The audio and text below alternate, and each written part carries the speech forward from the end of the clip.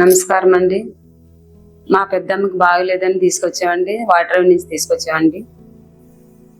Kidney రాయి పెట్టేసిందని తీసుకొచ్చామండి. చాలా serious గా ఉందండి.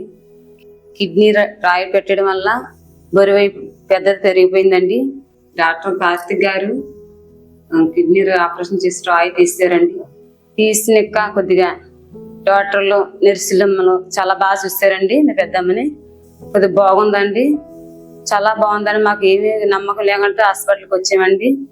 చాలా సీరియస్ గా మాకు ఏమీ నమ్మకం లేదండి మా అమ్మ నుంచి. ఇప్పుడు అలాంటిది ఏమీ లేదండి, బాగుందండి.